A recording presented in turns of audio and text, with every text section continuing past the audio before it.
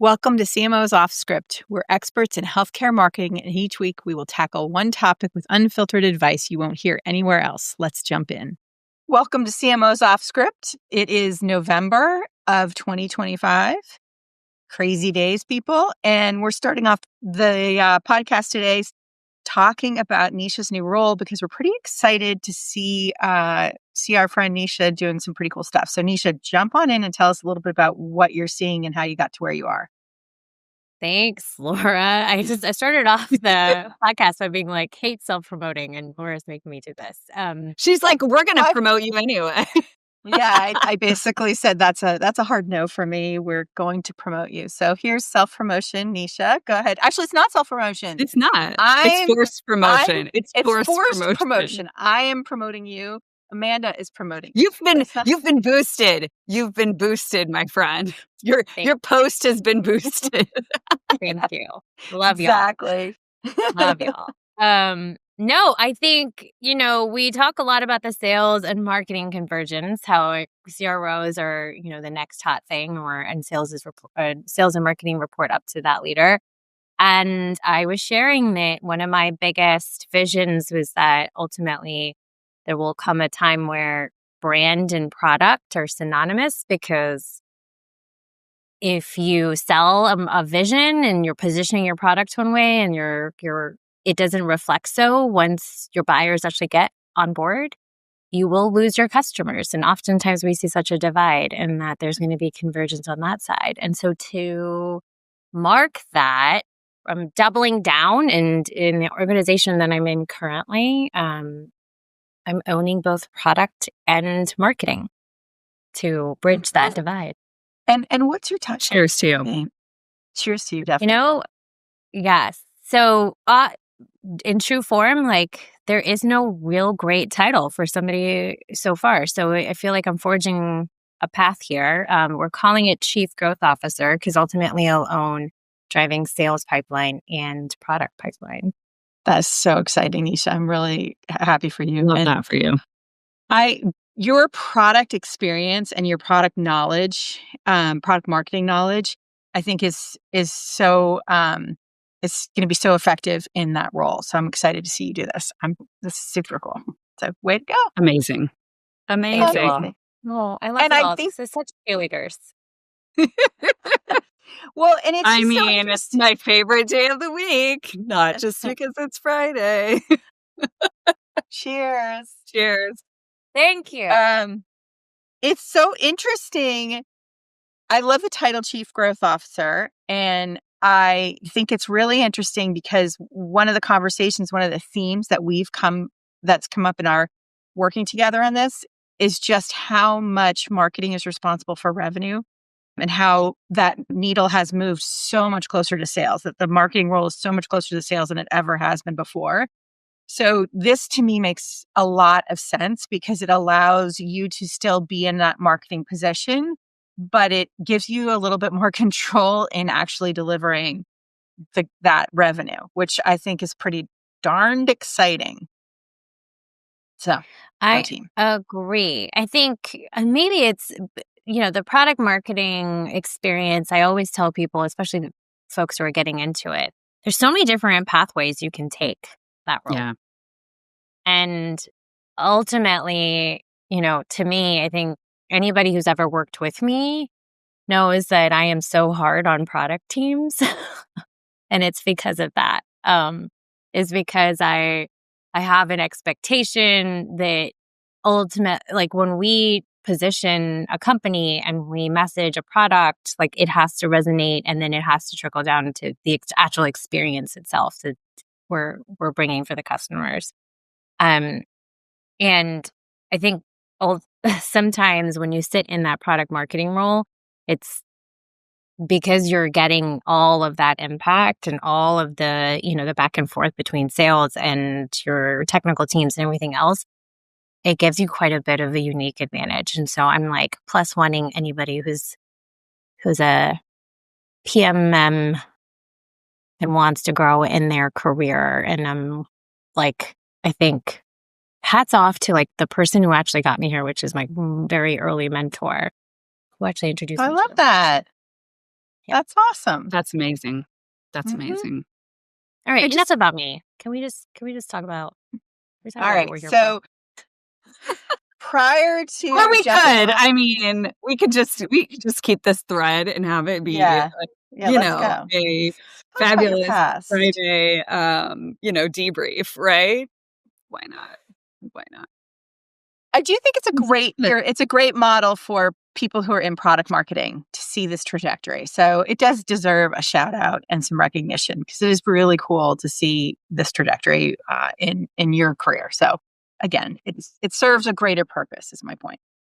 I agree. And I think that notion of connecting the dots and what is the story arc for folks in marketing and impact and all of these pieces really matter. And so I love being able to connect those dots and tell that story and show how we get from point A to B to C to F. And so it's really nice to get to peel back a layer or two beyond just what the hell do I see on LinkedIn and, why does that matter? Because, you can look at LinkedIn all day and it doesn't actually tell you the story. So for anyone that's curious, I think this is great insight. Honestly, that's a great, I think, topic for one of our conversations because the notion of, marketing just doesn't, when we say marketing, it doesn't just mean one thing anymore. Not at all. Every single touch point on that customer journey and that it continues to evolve. And I think what a great conversation to have on just that one topic of like, yes, it's not just sales. It's not just product implementation. It's not just retention. It's everything. All of these different, there's 1,000 points of light that are all there to amplify the product and grow the business. And yeah. And let's reinvent a word for it because it's not marketing anymore. It's not great. Let's do it. Wow. Yeah. Reinvent a word for it. Okay. It's a good task. Well, one of the things we talked about that we wanted to kind of bring up for this session, I think, was about talking about budgeting. Because of the time of year, everybody's in budget mode right now. Many are finalizing budgets, but they're still evolving. So wanted to jump in and begin that conversation a little bit and see, where are you guys at? How are you looking at your budget? And I can't do a budget without a strategy. So those two are deeply intertwined. You need a plan, you need a strategy, you need to know what you're going for in order to create a really robust and valuable budget, I think. So that's what I'm seeing. That's where we're landing, where we're helping our clients right now. How about you guys? Yeah, I think that's true. I think the other piece of the puzzle in all of this right now is just rising costs. So in the scheme of things, yes, you have a budget and you're dealing with rising costs, and that includes labor and healthcare and everything else. And so as we're having these conversations, I'm thinking about it not just in terms of putting chips on the table for events and paid and everything else, but it's also how am I managing team and all of that fun stuff, and making sure that I've got the right butts and seats, and I'm lucky that I do. But yeah, all of those things come in to the picture when it comes to thinking about budget these days. And I think I would say that the talent piece is even more important right now for me as I think about budget for 2026 and making sure that we've got the right people to actually help us deliver on those goals. Yeah. I'm going to double down on the talent piece. So I think that's the biggest component for me because I think from an OpEx perspective, I feel like, yes, so for 2026, I think I'm breaking it out into I have a really strong premonition of where I want to be H1 and then a loose one on where I want to be H2 because let's face it, the market is it's like a roller coaster ride. Y'all, I'm not really sure where we're going to be at the end of next year. TBD. Exactly. That's why at the beginning of this podcast, I always nail the date because not the exact date, but the month and the year, because I think that's going to matter at some point. We're going to look back and go, yeah, but that was 2025. So exactly. And so I think I'm spending the majority of time really carving out Q1 and Q2, like, let's spend most of the time there. And one of the biggest components for me is headcount, right? And making sure that I've got, to Amanda's point, like the right folks, but really rethinking some of these roles too has been a large part of my, like, the process. And okay, the person that I usually would hire for this, it has these kinds of skill sets, but in this new world, what does that mean? Yeah. And I'm hearing a lot of folks That are hiring generalists now because you could get really nitty gritty in certain areas with like different tools, different AI tools, but like having a really good generalist to be able to utilize the tools. So I been I, researching. I just want to double down on that yeah, because triple down. I just want to say that a utility player is never a bad deal. Like, I know you need the specialist for sure. Like, I love the folks that are deep in the weeds, like connecting like HubSpot and Salesforce and all of our like marketing ops, like tech stack. Cool. Thank you. Bless you. Love you so much. And I can't overemphasize how much I love a strong utility player. I have specialists on my team, people that are really good at certain things, but the ability to think broadly and be able to plug in anywhere and just like, sure, I can flex. And I think we've stepped away from that in so many respects over the course of the last decade, I will say. Like, I would say that generalists were far more common. The utility players, like, hey, I mean, I still refer to myself as a Swiss Army knife. Like, I don't think you can be in the roles that we're in and not have a broad set of skills. Obviously, you've got the places where you spike. But being a generalist, having that broad set of skills, I think is a path for growth. And I think not just for you as an individual, but for the business of having a few of those folks that can really play broad. Yeah.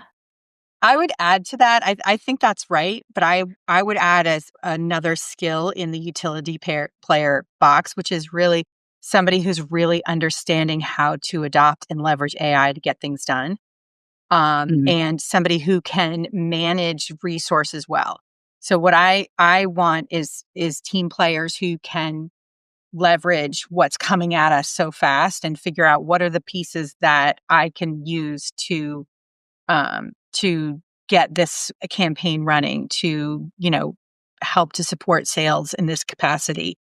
So that's AI. Like, we need people who can use AI. It's that, we're using AI. AI makes marketing be able to do a lot of things faster and potentially better, but that human element is so critical. So it's utility players who can leverage the tools that we're being given right now in really meaningful ways.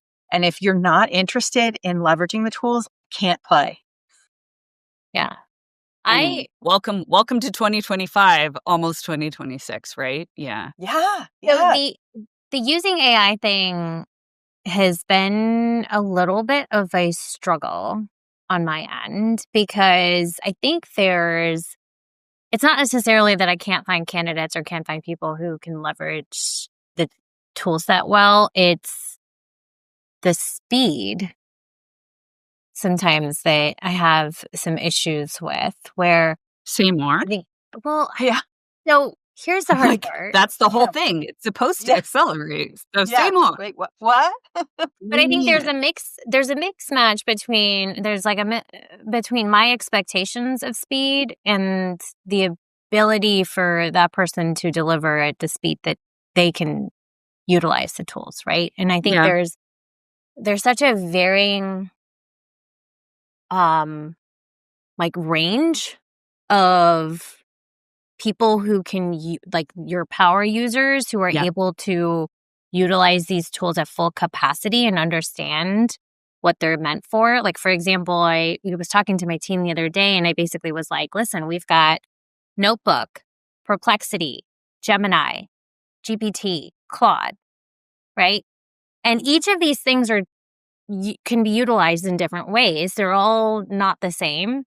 And developing a toolkit, and somebody on my team was like, well, actually, I actually have like a little table that shows you what each thing is good at doing and how to utilize it. And so essentially develop like getting a person to think about how each tool needs to be a part of your workflow. So if you're writing a content piece, right, where do you start? Which tool do you use to start? A Perplexity or a notebook. Where do you maybe feed that into something that could get you a first draft? Where do you take that for, to double check? Like there needs to be this workflow that's developed. And I'm there now. Like I'm in that phase with my team of like, we've got the tools, we've got people who can use the tools, but now I'm having issues with, okay, we got to turn these around quicker, right? Like we can't sit and kind of wait for some of the stuff. And so how do I enable some of the turnaround times? And so that's where I've been spending time with the team. And I want to continue to try to work through that and then hire people who understand that concept of like one tool isn't going to fix everything. 100% with that. Yeah. And I think that's the thing is hire people who can think about the universe that way, who can think that, my first pass is going to be leveraging one of these tools. I can then refine it. I can bring in a content writer to do an in-depth piece, but first I need to give them an outline, or first I need to give them a first draft. I can give a graphic designer a project, but first I need to give them, a visual of where I want to go. Like it's not like, I think that's the difference is instead of starting at ground zero, we're starting way further down the line. Right. So yeah, I agree with you. That I think about though is how do you bring people along on that journey that are in your organization that are talented, that are a little resistant, right? That have natural skills like, hey, I'm a great writer. I can do this, but the time that it takes is not insignificant, right? And so my whole task right now is bringing folks along on that journey and saying, hey, I think you have a lot of skills and I don't want you to lose your skills, but also like, how can we accelerate those things? Right.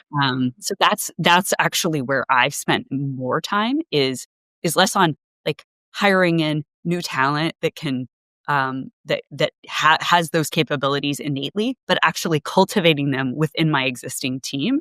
Like I'm not currently in a mode of like offloading. Like I've got people that are very skilled. So I want to tap into that and really work on bringing people along on that journey. Yeah, I would agree with you. We're in that mode at the moment too. Sorry, Nisha. Yeah. No, I was going to say that I think that hill of climbing that hill with your current team and trying to figure out how do you get them bought in, and then how do you get them utilizing, and then I think, man, if I could figure out how to like bottle all of that and like continue to turn it out over and over again, man, would save me tons of time a week, I think. Yeah. Instead of. Yeah. And that's where maybe it's like the AI enablement sector. Like anybody that's doing AI enablement. Help us. Yeah. Right. Yeah. Yeah. Yeah. No, for sure. We've interviewed some interesting people who are using tools to do some pretty great, more elaborate AI enablement. So using N8N to automate processes across the business. Awesome. Yeah. It's very cool. This whole theory I was talking about the workflow where you use different things is essentially like an N8N workflow, right? Like you put in something into a certain, like you prompt Perplexity something, it sends it to a GPT, like it's able to kind of carve it out. And I think that is going to be the future of some of these in nitty-gritty things with the team that is going to drive efficiency. And a generalist or utility player that we're talking about, right, would be able to sit on top of that to like that's it. That's the vision. Yeah. That's it. Really sort of agile utility players who can manage processes and understand how AI works and leverage AI to move, but also understand, the nuances of the product, the brand. It's because AI is great to a point, and then you need that human element. You need that person in the mix to bring it to life. So it's a really interesting blended role, in my opinion. Yeah, I mean, we talk a lot about human in the loop, and I think for sure in our function in particular, that is absolutely critical. Like, yeah, you could just have AI creating all of your content and it will sound, I mean, you can create. It'll have a lot of M dashes. It will. Although I will say, I hate that is a thing because I agree. am queen of an M dash. So I it am kind too, of but makes not me mad that I can no longer use it because Well, AI okay. has taken it. Thank you so much, friends. I do the opposite. I just now I'm doubling down on my M dashes. You're because I'm like, hilarious. you You're know like, what? take that. No, I will not let you steal my M dash. Oh No, my I would goodness. like My M dash. dead I'm like, Full hand dead up, hands. M dash. full dead hands. That's right. But wait, I would like to put a pin in. I agree. I love a good M dash, and I'm a heavy user, have been anyway. But you can completely tell when it is a ChatGPT Yeah. M dash. ChatGPT just has this devotion to the M dash that is, after all of this, I can't believe it's still true. But you can see it in a ChatGPT document, and you can see it on a LinkedIn post that It's was true. done through chat. Yeah. You're like, okay, Yeah. that You're was like, chat because great thought leadership, guys. right, Yeah, it's fair.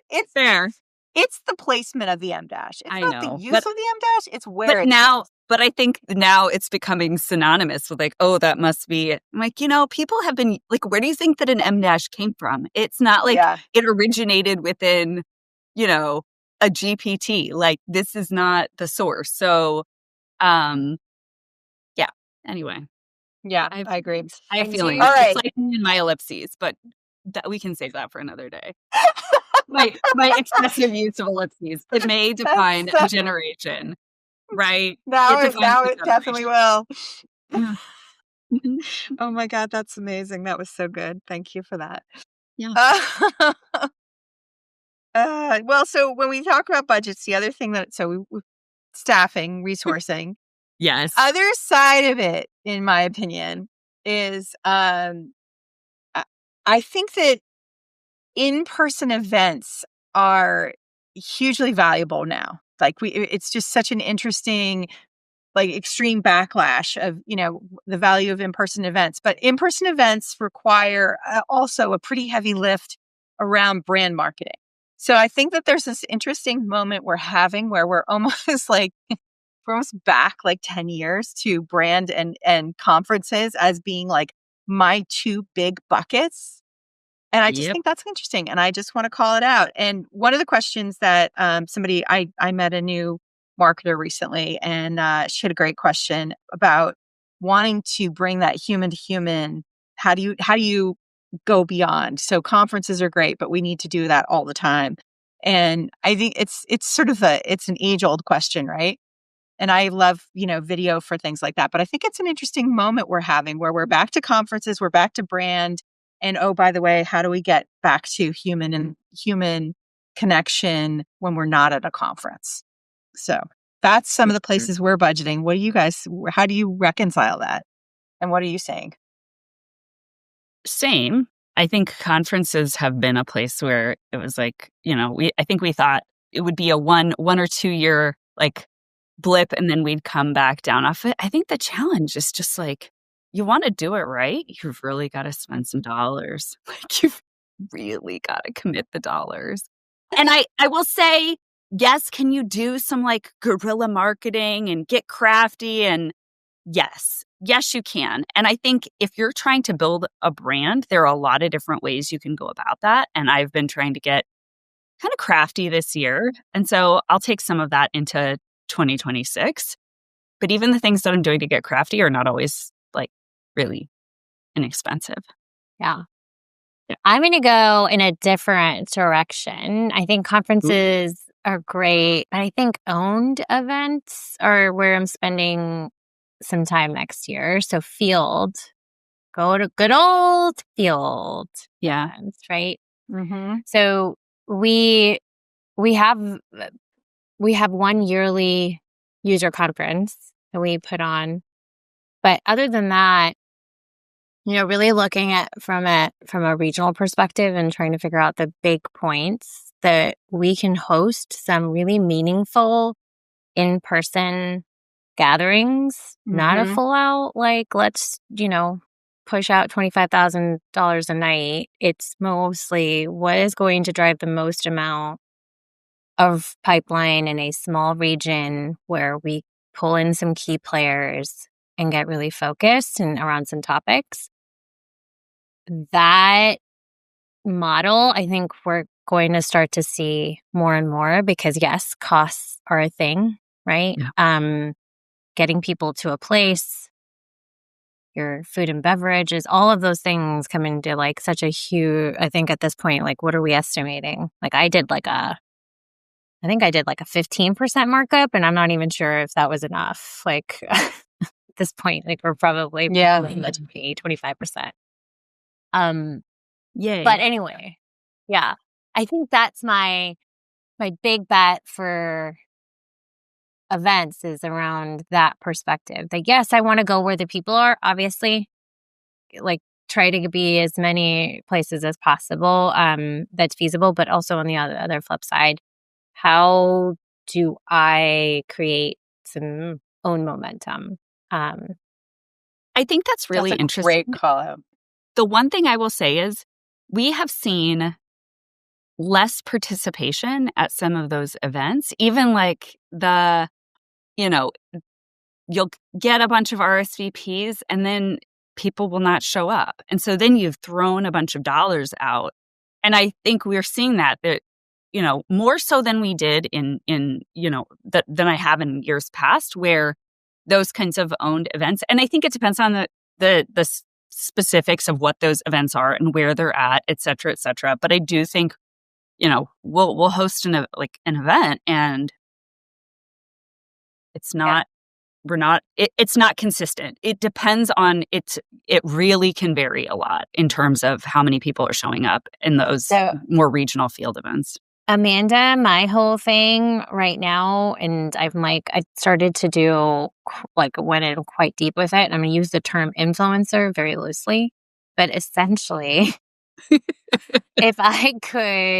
if my whole ploy is like, okay, we're going to get some really nice people in the field, experts, come and talk about a certain thing and that would help drive attendance and help drive value for the people who are attending, right? It's not just About us. mix. Yeah, it's not sales led. It's not, hey, learn about this new product launch because we think we're the shit, but like the people in that in the space, what's in it for me, right? Always what's in it for me. Yep.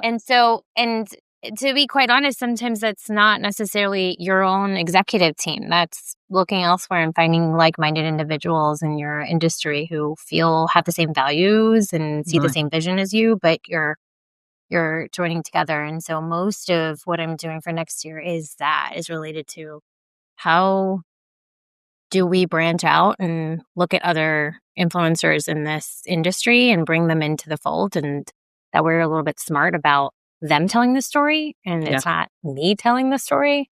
You just have your brand attached to it and Correct. creating the space for the conversation. Yeah, I think that's awesome. I agree. We've seen that with one of our clients. They've been doing both larger conferences, but also this kind of event. So hosted by, in one instance, it was hosted at a client site, but brought in other local healthcare organizations. And that was a huge success. I will say the one asterisk I'd put on conferences and even this kind of event is a really tight partnership with sales. That the way that conferences and these events are going to be effective is when the sales team is establishing really strong account relationships and bringing in their sort of inside contacts into different situations, whether it's at a conference or it's at an event like this. But really, that focus, like the way you get the money out of the event, is not just marketing overlay, but it's really groundwork from the teams that are going to be benefiting from the connections. So we have one new team member at one client site who is just absolutely laser focused on an early 26 event and is doing the groundwork now. And it's inspiring to see the energy he's putting into it. It's great. So I continue to see the value and the need for that sales and marketing alignment as we look at this stuff. You have to do it together.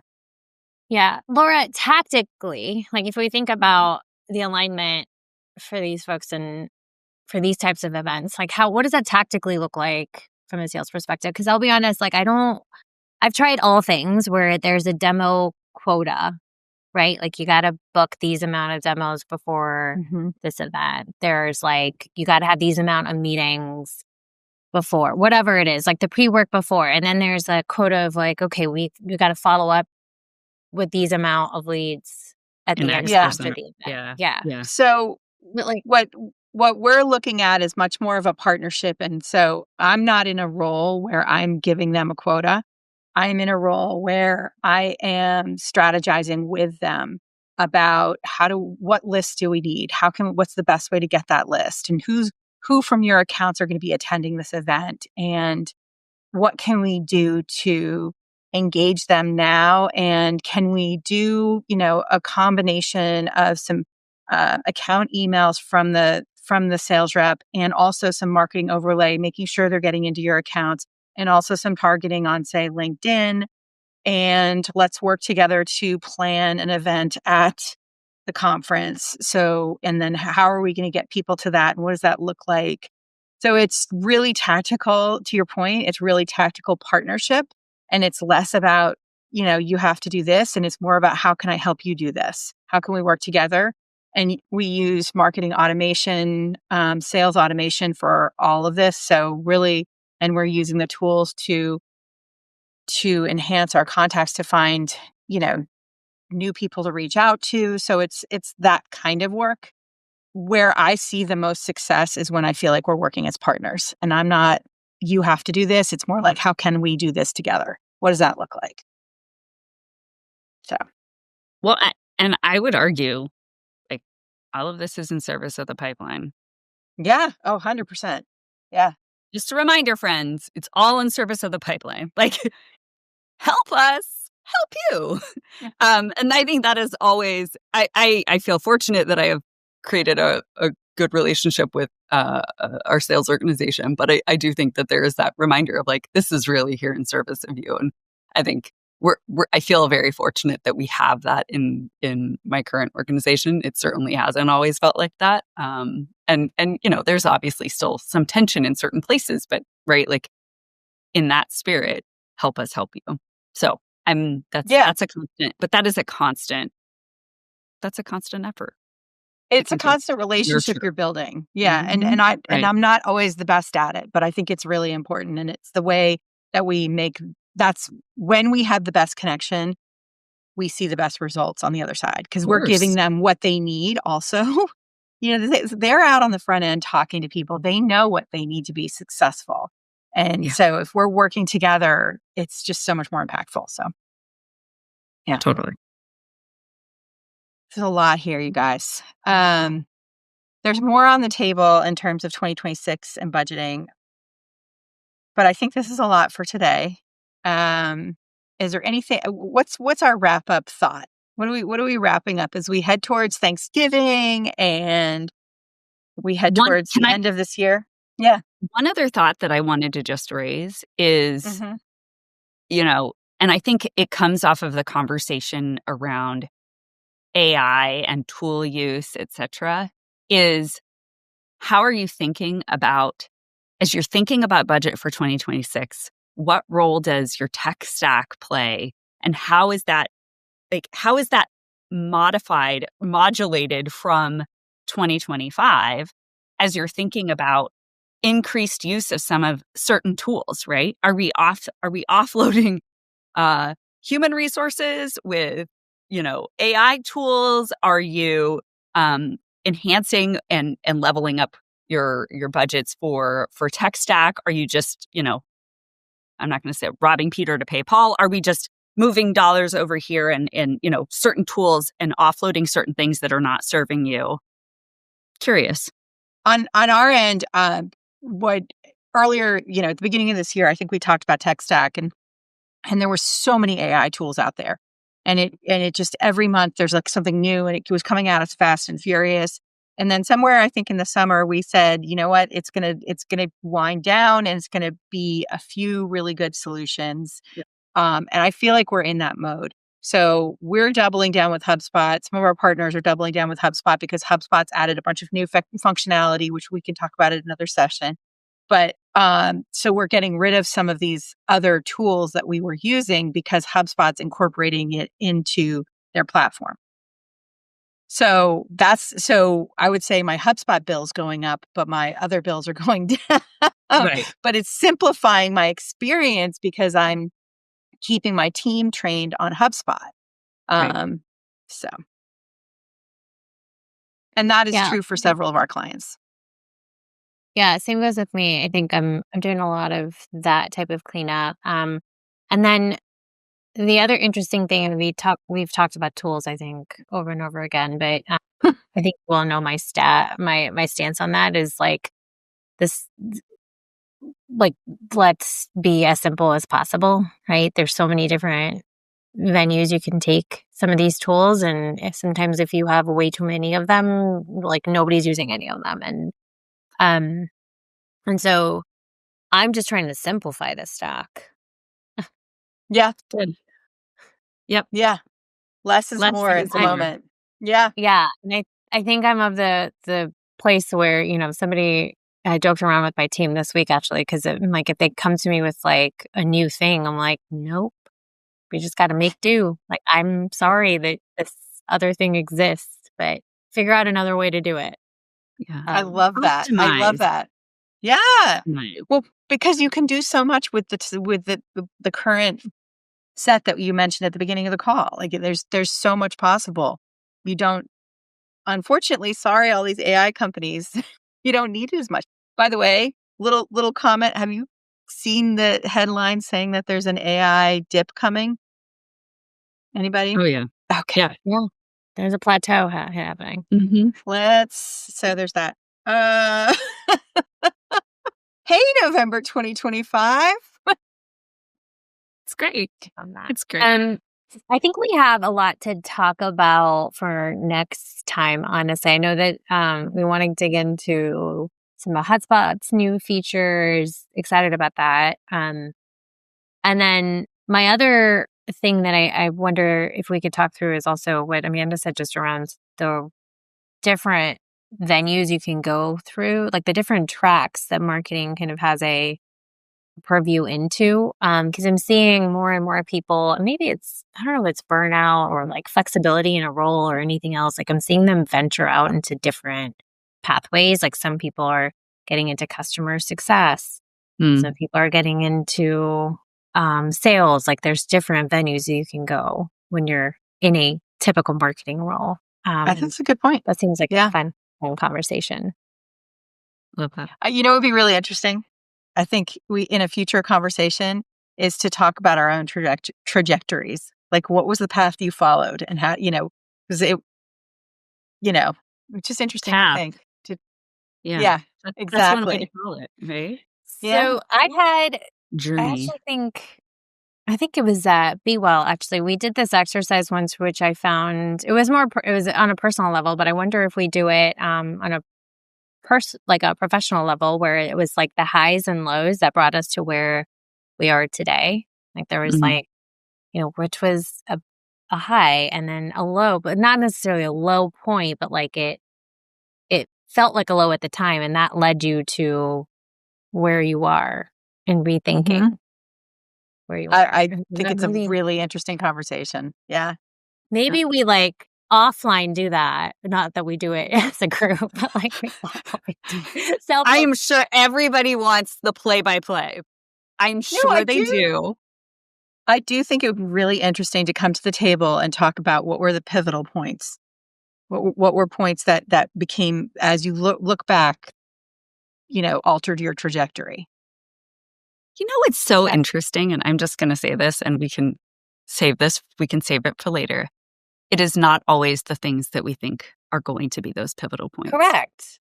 Oh, Correct. 100%. That's It the does whole not point. have to be the biggest. And it often isn't. So I'll tell you that's the whole premise of that yeah. exercise, is because oftentimes it's the little things that you think about, and I can pinpoint like little things that have happened that people have asked me, or projects that I've worked on, right, that put Mhm. me in a like change my trajectory in general. It only takes a single conversation or right? Like like one thing someone said and you're like, yeah.